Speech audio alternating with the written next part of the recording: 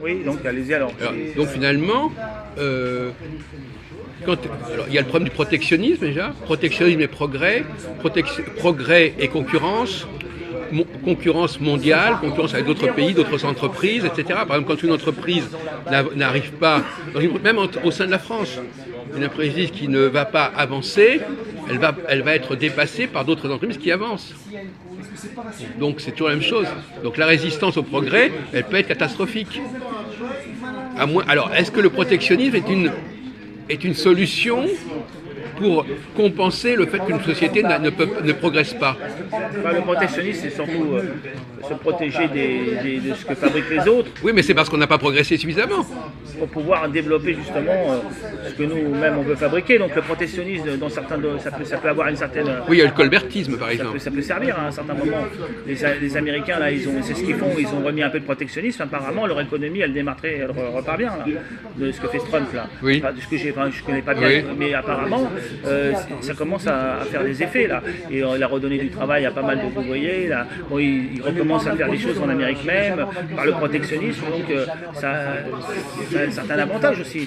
Mais le protectionnisme peut même faire que ça va relancer le progrès de ceux qui travaillent en Amérique, puisqu'ils vont recommencer à faire des choses et peut-être trouver des nouveaux procédés. Donc le protectionnisme n'est pas contraire au progrès. Non, mais l'Amérique est un pays extrêmement grand, oui, où il y a des sociétés très dynamiques, voilà. Donc le problème ne se pose pas de la même manière. Je veux dire que c'est bien sûr que vous parlez. Si en Amérique, effectivement, si on donne plus de poids aux élites dans un pays donné, ça donnera du progrès. Effectivement, il faut protéger d'une certaine manière. Donc le protectionnisme et le progrès, c'est pas contradictoire. Non, c'est pas contradictoire à condition que vous ayez une politique en faveur des élites. Oui, bien sûr, en faveur des entrepreneurs. Des premiers de cordée. Ce que Trump peut faire, d'après ce que j'ai compris, c'est ce qu'il veut faire. Oui. Mais si vous n'avez pas... Mais le problème, c'est que ça va vous obliger à reconnaître qu'il y a des populations qui ont hiérarchiquement, qui sont supérieures. Il y a toujours des... De toute façon, c'est vrai qu'il y a toujours des gens qui sont plus, donc, si on veut pas, plus capables que d'autres. Hein. Si on ne veut pas laisser... Si on empêche les gens qui ont des choses, qui feront progresser la société de se faire entendre, ben ça ne marchera pas. Parce qu'il y a aussi le problème, il y a des gens qui ont des choses à dire et qui ne sont pas entendus. Et qui font même des inventions qui ne sont pas entendues. Qui proposent des réformes qui ne sont pas entendues. Par exemple, avec le pétrole, le pétrole domine le monde. Il y a plein d'inventions qui ont été cassées ou qui ont été mises à l'écart parce qu'on pourrait remplacer le pétrole apparemment par d'autres moyens, des nouveaux moteurs et tout. Mais ils veulent pas ça mettra un coup à l'économie générale. Ouais. Donc ils mettent ces inventions de côté et même elles serviront peut-être un jour, mais pour l'instant, ils n'ont pas pu les développer. Même certains sont morts de façon bizarre, apparemment. Ah oui. Oui. Ils ont développé des moteurs. Apparemment, il y en a un avec de l'eau, il arrive à faire tourner une voiture, on peut passer avec de la simple eau. Alors, je vais reposer le problème autrement, parce que j'ai eu la conversation tout à l'heure avec Valentin, donc je reprends ses arguments, je reviens sur certains arguments. Par exemple, le problème de l'import-export, par exemple. Ouais. Alors, si on a une monnaie si on dévalue, est-ce que ça va améliorer la situation? Si on dévalue la monnaie. Oui, quand la monnaie elle baisse. Est-ce que ça permet de produits d'être moins chers, soi-disant, à l'exportation, ouais. Mais ça fait que les produits importés sont plus chers. Voilà. Donc ça décourage l'importation et ça encourage l'exportation. Voilà, donc on exporte plus, mais tout dépend quel pays. Le pays le plus avantageux, c'est l'Amérique du Nord parce qu'il a une variété économique totale. Oui, c'est ça. Voilà. Ça dépend quand c'est un pays qui produit que des cacahuètes ou l'autre qui produit que du beurre. Je sais pas comment. Ça dépend du pays. C'est pas tous c'est pas les systèmes, mais les systèmes économiques ne sont pas tous valables. Posons le problème autrement. Qu'est-ce qui fait la faiblesse de l'économie française? Qu'est-ce qui fait la faiblesse de la balance commerciale française par rapport à celle de l'Allemagne, par exemple? Soyons sérieux. Parce que nous, on fabrique c'est plus cher. On fabrique plus les choses. On fabrique pas tout ce que fabriquent les Allemands en plus. Vous croyez que c'est parce que c'est plus cher, ou est-ce que c'est de meilleure, moins bonne qualité, ou c'est moins perfectionné? Oui, la qualité. Je sais pas la qualité à peu près. Apparemment, moi je connais pas bien tous ces. Et pourquoi c'est plus cher? Pourquoi ce serait plus cher? Ce qu'on produit la même chose que les Allemands, ce qu'on produit comme eux, on le produit apparemment toujours plus cher que les Pourquoi? Allemands. Et pourquoi plus cher? Ça nous coûte plus cher. Je ne saurais pas trop dire dire ils sont pas mieux payés ou moins bien payés ou je sais pas quoi. Apparemment, les coûts sont plus importants. Ah bon, et c'est ça qui fait que... Non, il n'y a pas que ça, mais c'est un des problèmes apparemment. Il y a peut-être d'autres, mais il y en a sûrement d'autres. Le problème, c'est toujours les rapports. Par exemple, en France, il semblerait que certaines élites ne puissent pas avoir les effets souhaités. Parce que le peuple ne veut pas entendre, ne veut pas progresser, ne veut pas se réformer. Peut-être qu'ils n'arrivent pas à le réformer, alors ils n'arrivent pas à se faire... Il y a un déficit d'autorité dans les élites françaises qu'il n'y a peut-être pas ailleurs. D'autorité ou d'influence en tout cas. En tout cas, ils ne se font plus obéir. Peut-être même que, on va dire que l'État disparaît, l'État se dissout un peu, c'est ça? Et on va vers une sorte de... Non, parce que l'État, il peut pas résoudre tous les problèmes. Non, L'État, il est là, mais il a plus c'est comme ils ont plus l'autorité sur un peu comme les parents qui sont dépassés par les enfants. Les enfants font la loi. Là, c'est pareil, c'est le peuple qui fait la loi. Par exemple, on en voit un exemple avec cette affaire là dans l'ouest de la France là où il y a ce fameux aéroport là. Il est où déjà? Notre-Dame-des-Landes. Ouais, Notre-Dame, voilà. Où apparemment les zadistes se sont mis en place. Ils ont mis des systèmes avec des bonbonnes de gaz. Enfin, apparemment, le gouvernement il attend, mais les journalistes, j'ai vu un journaliste poser des questions, il ne semble pas capable de remettre de l'ordre ou de la force. Ils sont capables d'aller faire la guerre dans le Sahel, mais ils ne sont pas capables de reprendre la ZAG. Et je ne sais pas, c'est extraordinaire. Et là, il faut savoir aussi qu'il y a une cité à Villiers-le-Bel, on n'en parle pas dans les journaux, c'est complètement caché. Les voyous font la loi, ils ont mis le feu à plusieurs commissariats, ils ont toute la nuit bagarre avec la police. Apparemment, ils traitent les sales français, sales chrétiens, il y a pas mal de musulmans, c'est des immigrés bien sûr, des dealers de drogue qui sèment la terreur dans Villiers-le-Bel.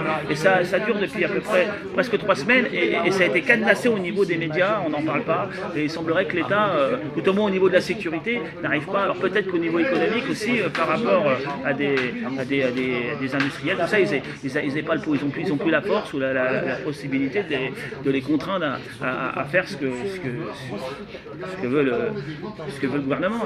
Alors, je vais poser le problème un peu différemment. Parce que le problème de l'élite, c'est l'humiliation, si vous voulez. On reconnaît que quelqu'un est supérieur, il y a des gens quelles sont les classes populaires? Il y a des classes populaires qui ont souffert d'une certaine nombre d'humiliations. Mais c'est lié à la République. La République, pendant longtemps, elle parle que d'égalité.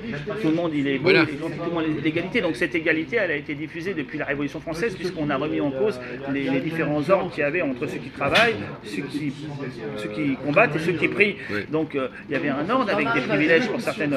Des privilèges et aussi des devoirs. C'est-à-dire que les militaires, ils avaient des devoirs, et quand ils péchaient, ils étaient plus punis que les gens du peuple, du tiers-état. C'était la mort, par exemple, pour l'homosexualité, c'était la mort, le tiers-état, c'était la bastonnade. C'était différent, parce que oui, par exemple, il y avait plusieurs, quand on avait plus d'honneur, mais plus de responsabilité. Bon, tout ça, ça a été remis en cause, et c'est l'égalité. On n'a plus que ce mot à la bouche. Alors, à partir de là, bien sûr, les gens socialement les moins importants, ils considèrent qu'ils sont légaux du plus intelligent, du plus... Non, mais ils ne veulent pas que... Non, mais c'est pas ça tellement, c'est Et en même temps, ça les gêne de voir, parce que la différence, elle existe bien. Même si on nie l'inégalité, voilà, elle est là. Donc, comme il la voit, il n'arrive pas à la supporter. Donc j'essaie de poser la discussion sur le plan psychosociologique, c'est-à-dire effectivement des résistances qui sont liées au fait qu'on ne veut pas donner le pouvoir à des gens qui sont plus intelligents. Je ne sais pas qu'ils ne veulent pas le donner, parce que le pouvoir, ils ne le donnent pas. En fait, le pouvoir, il vient de l'élite. Ils ne veulent pas le recevoir, surtout de l'élite. Voilà, ils veulent plus le recevoir. Oui. Ils veulent faire... Ils veulent pas et laisser. en même temps, ils se conduisent comme des enfants, ils reçoivent tout de l'élite. Parce que c'est eux qui leur donnent le peu qu'ils ont, le RMI, tout ce qu'on veut. C'est pas pour nous aussi, pour tout le monde. Enfin, moi, je ne touche pas le RMI, bien sûr, vous non plus, mais enfin, on peut critiquer. Mais c'est eux qui donnent, c'est l'organisation, voilà. Et ils n'acceptent pas, ils se conduisent comme des enfants un peu... Non, mais par exemple, si on prend la question des femmes... Oui. Sujet, bon.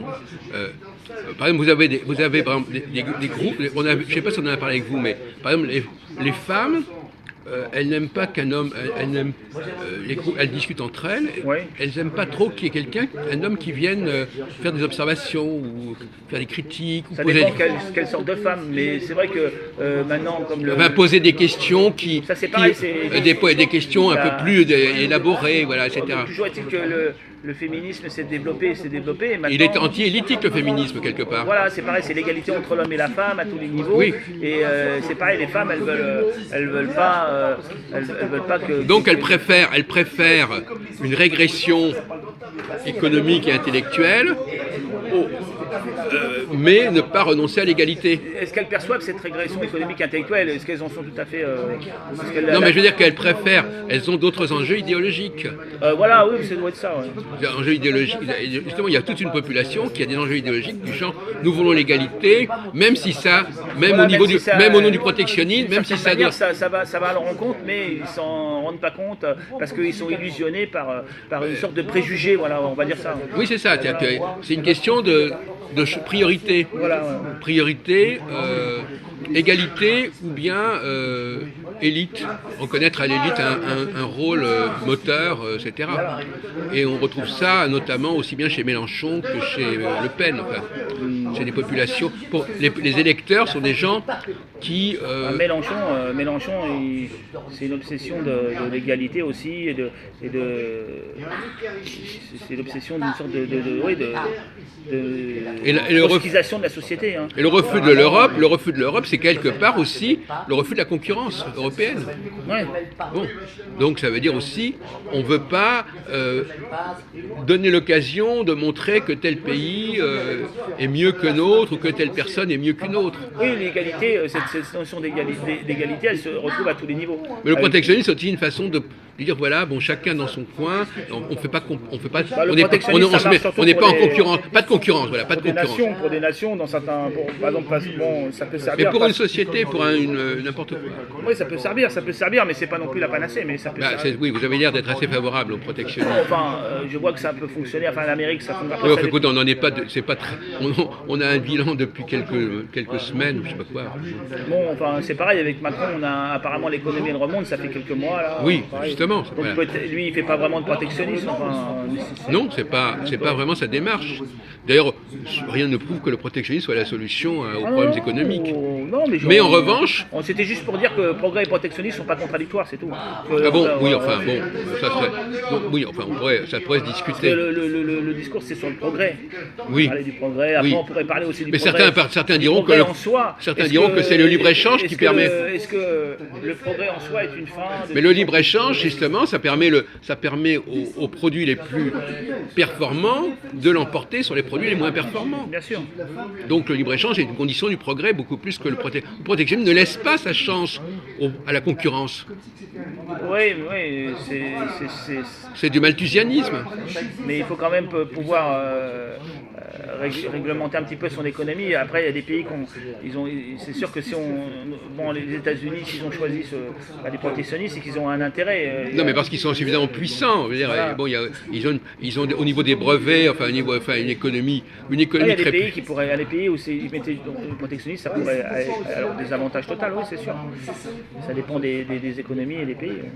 Mais c'est vrai que les Américains, c'est un peu le moteur de l'économie mondiale. Hein. Souvent, quand il y a ce qui se passe chez eux, ça se répercute au niveau économique sur les. Bon, les Russes essayent de sortir de ça en faisant des accords avec la Chine, avec l'Inde, et en redéfinissant les banques, tout ça. Bon, ils essayent les transferts d'argent, ils essayent de sortir de cette mainmise. Mais par exemple, prenons le problème autrement. Pourquoi ils ont du mal. On va shifter un petit peu. Pourquoi est-ce qu'il y a des pays, par exemple, qui se sont fait coloniser, par exemple? Ils étaient pas. Bon, par exemple, l'Afrique du Nord s'est fait coloniser. À l'origine, l'Afrique du Nord, c'est parce qu'ils avaient des pirates qui ont enlevé des femmes en Europe. Oui. Sous le début de la. Oui, c'était un prétexte, oui. Non, ils ont envahi vraiment. Oui, d'accord, mais ça c'est la colonisation. Mais je parle de pourquoi ils ont pas eu la force de résister à la colonisation. Parce que les Occidentaux avaient les moyens techniques. Et pourquoi ils n'avaient pas eux? Parce qu'ils n'avaient pas le progrès. Alors déjà parce que eux, pour ce qui est du monde d'Afrique du Nord, l'Algérie, ils appartenaient au Grand Empire Ottoman, et l'Empire Ottoman, apparemment, oui. Il avait été mis à mal par des guerres et par des bons. Ils avaient reculé. Non, mais il y avait aussi il y avait un manque de progrès aussi. Oui, apparemment, l'islam, si j'ai bien compris, l'islam, quand elle a fermé les portes du raisonnement, et de l'ouverture, à un moment, il y avait une certaine ouverture. pouvaient développer certaines choses. Voilà. Après, ça s'est refermé, Voilà. il y a eu une sclérose, Voilà. et donc ils se sont retrouvés apparemment, en plus qu'ils recevaient beaucoup les choses de la Turquie, parce que c'est la Turquie, enfin les Turcs qui eux travaillaient, les Iraniens, enfin c'était des grands intellectuels, plus que les Maghrébins, même s'il y en a eu quelques-uns qui ont pu, certains soufis, tout ça, ils étaient moins ouverts à la recherche technique, à la science. Mais même la Turquie n'avançait pas très bien. Non, enfin, ils avaient quand même certaines choses, des choses.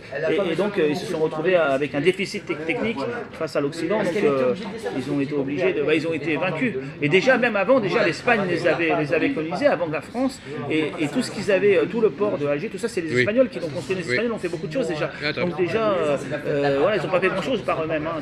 C'est un fait, hein. C'est comme ça. Hein. Donc, il y avait on peut dire que c'est une désorganisation de la société, quelque part. L'Algérie, c'est le pays apparemment le plus. Même les Algériens eux-mêmes, ils font des vidéos sur Internet où on voit, c'est un pays, c'est un bordel, apparemment. Même encore de nos jours, vous voulez oui, dire. c'est la queue, ils peuvent se battre pour la queue, dans la file. Des fois, le gars peut tuer un autre rien qu'à cause de la queue. Alors ici, vous allez le faire parce que vous trouvez votre femme avec son amant. Bon, là, oui. Mais là-bas, pour un truc à rien du tout, ils se battent, ils s'entretuent. Il y a des choses pas possibles. On voit par exemple, ils construisent sur des toits, ils construisent des petites huttes. Vous voyez, par exemple, sur une maison, un HLM, le gars, il a construit sur le toit, il est monté un SDF, il a construit sa maison lui-même de travers comme ça, et il a le droit de le faire. Bon, il n'y a pas de plan d'occupation des sols, il y a pas.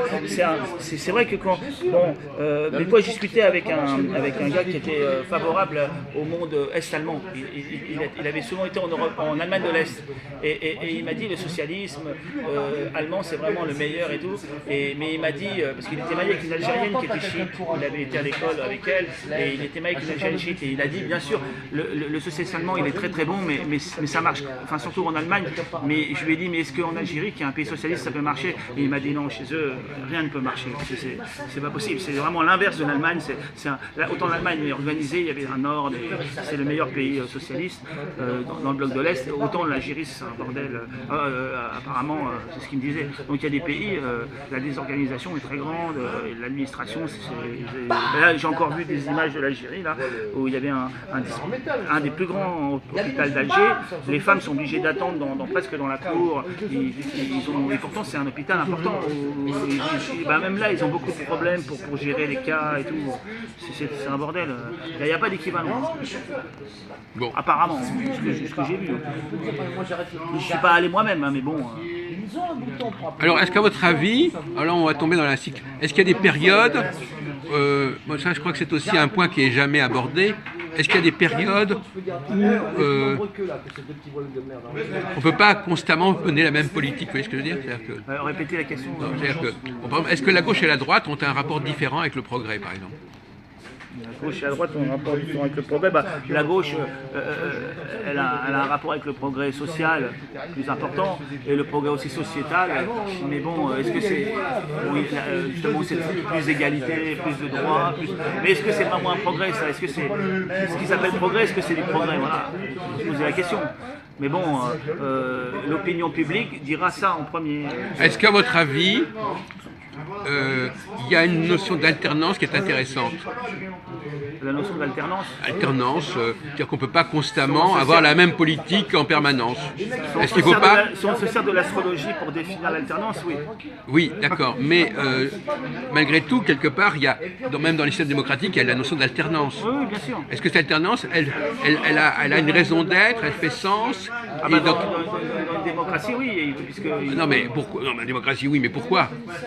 Pour l'alternance, ça... Qu'est-ce qui justifie l'alternance? Je pense qu'ils ont mis l'alternance pour déresponsabiliser les hommes politiques, c'est plus les mêmes, ils changent et comme ça... Oui, c'est gentil de dire ça, mais enfin ça résout pas. Ils déresponsabilisent plus qu'autre chose.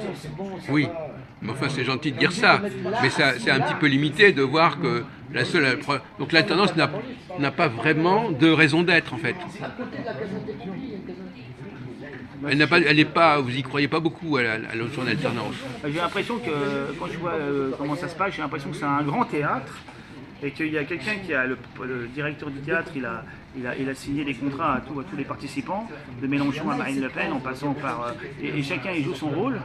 mais celui qui tient le théâtre. C'est-à-dire que si vous êtes dans le public et que vous voulez monter sur la scène et dire maintenant on va jouer la pièce comme ça risque de mal se passer pour vous. Mais écoutez, moi j'aurais une vision un peu plus calme de cette histoire. Il y a des moments où il faut prôner la différence et la hiérarchie, et d'autres moments il faut plutôt égaliser. Et vous ? Oui, vous êtes pour. J'ai bien compris. Oui, non, ça veut dire que ça manque aussi dans votre discours, c'est-à-dire que c'est pas forcément une politique unique en permanence. Pour moi, là, en politique, la politique, c'est quoi? C'est l'art de diriger la cité. C'est l'art de diriger la cité. Oui, mais justement, est-ce que la politique, c'est... Vous partez? Je pense non, je dis bonjour. Bonjour. Et donc, l'art de diriger la cité. Et la fin de la politique, qu'est-ce que c'est que la fin de la politique? C'est le bien commun. Le bien commun.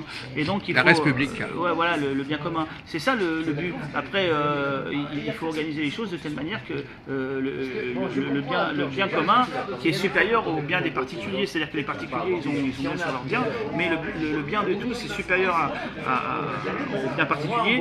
Il faut pouvoir le réaliser, mais le bien commun c'est quoi? Si le bien commun c'est juste la liberté, est-ce que le bien commun c'est l'ordre? Qu'est-ce qu'on met comme bien, le meilleur bien là, commun, la fin, voilà, quelle est la fin?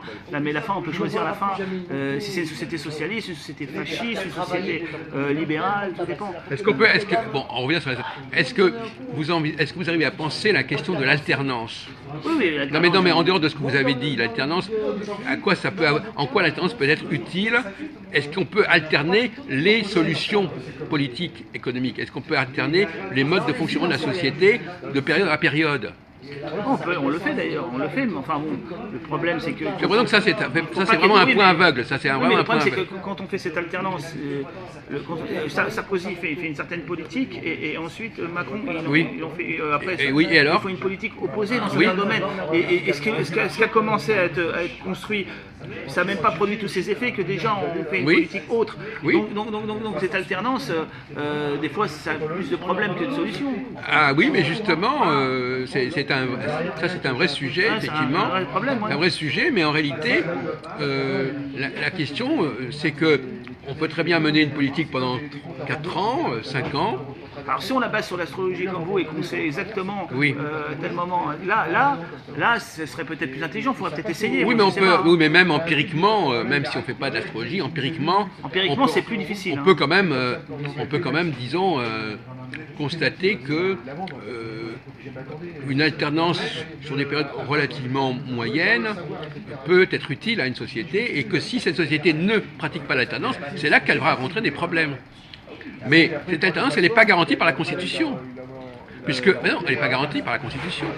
Rien n'empêche... c'est les partis qui... Les partis sont toujours différents. Les partis, Non, mais on n'oblige pas la Constitution à alterner les programmes politiques. C'est les votes. Voilà, donc ce n'est pas... La droite, elle peut rester très longtemps. Voilà, donc l'alternance, c'est une hyphypothèse. Mais l'alternance, c'est le peuple qui va... Puisque c'est le vote. Enfin, c'est le vote qui va... Voilà. Mais est-ce que... Vous voulez qu'il y ait alternance obligatoire tous les 7 ans, par exemple. Ou tous les 3 ans et demi même. Non, moi je ne travaille pas sur 7 ans, moi je travaille sur une période de 3 ans et demi. Mais non, je dis qu'effectivement, on ne peut pas laisser... 3 ans et demi, c'est un peu court pour développer un programme et pour arriver à défendre. Regardez les États-Unis, ils élisent un président sur 4 ans. Oui, mais aussi l'alternance n'est pas garantie. Trump, il peut être élu 2-3 fois. 2 fois normalement. Pas plus de 2 fois. Oui, pas plus de 2 fois. Ici aussi, je crois qu'on ne peut pas faire plus de 2 fois, je crois. Je ne connais pas cette règle.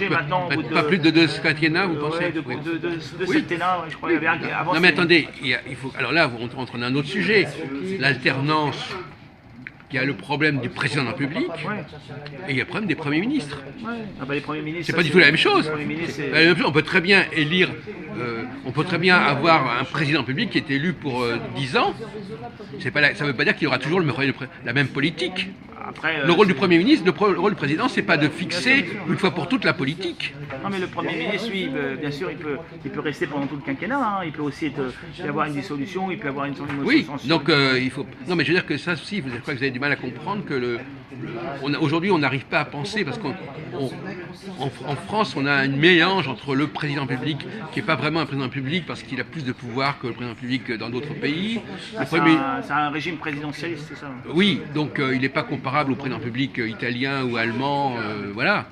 Et en même temps, donc le Premier ministre, lui, on l'a vu sous Mitterrand et sous Chirac, ça peut être un Premier ministre de l'autre parti. Ouais, mais là, c'est pour ça qu'il y a eu ces problèmes de la cohabitation, parce qu'il y avait un décalage entre les élections législatives et les élections. Donc, maintenant, ils ont remis à 50 ans à 5 ans pour qu'il n'y ait pas de décalage, mais c'est vrai que s'il y a une dissolution, mais il faut qu'ils la fassent aussi. C'est vrai que. S'il y a une dissolution, le système ne marche plus à ce niveau-là. Oui, il peut y avoir après une cohabitation, mais c'est beaucoup plus rare. Enfin, la chance qu'il y ait une cohabitation est moins importante comme ça. Oui, mais elle peut arriver. La question est, alors pour vous, la cohabitation, c'est un problème ou c'est un avantage? La cohabitation, ça montre qu'il y a des problèmes quand même, parce que normalement, il y a un président, il a une majorité. S'il n'a pas la majorité, ça veut dire que là, je sais pas, il y a un problème avec les élections. Non, c'est pas un problème avec tout, c'est que alors vous retombez dans le problème de l'alternance, c'est parce qu'il faut mener notre politique. Voilà, mais c'est-à-dire que pourquoi Mitterrand il y a eu la cohabitation? Parce que les gens ils attendaient le socialisme depuis si longtemps, là en 81, depuis avant les années, depuis 58 même avant là, ils attendaient le socialisme et ils ont été très vite déçus, puisque très vite il a fait une politique autre que ce qui avait été promis. Donc là ça s'est basculé. C'est pour ça qu'il y a pu avoir ils ont été obligés de faire une cohabitation. Ils n'ont pas eu le choix là. Non, mais bon, écoutez, on peut discuter de ça. Ils avaient déjà prévu ce problème, ils l'avaient déjà envisagé, même De Gaulle avait envisagé. Même sous Giscard d'Estaing. Voilà, mais même De Gaulle, avant, ils avaient dit à un certain moment, il se peut qu'on soit en cohabitation. C'était même pas public, personne n'en parlait, mais les constitutionnalistes et tout, les docteurs en droit constitutionnel, ils avaient déjà fait des travaux pour les hommes politiques, pour leur dire, voilà, on pourra faire ça, donc c'était pas une surprise. Non, mais vous avez l'air de dramatiser la cohabitation, mais pas du tout, au contraire. La cohabitation, c'est ce qui permet... La première cohabitation, quand même, c'était chaud, parce que chez Mitterrand, il n'a pas voulu signer, puisque il avait marqué peut signer. Il avait marqué doigt. Donc lui, il a dit je signe pas, et comme il emmerde Chirac et qu'il a un grand Mitterrand, il avait un grand pouvoir, il était très dur, il a dit je signe pas, et l'autre, il ne pouvait rien faire, il était bloqué. Donc toute la majorité même, il aura dit, allez, il aura fait un bras d'honneur, il a fait très fort en ne signant pas. Donc vous exagérez. Chirac a quand même pu gouverner, je suis désolé. Oui, il a pu gouverner, mais... Et Balladur aussi. Après c'est différent, mais avec Chirac c'était quand même...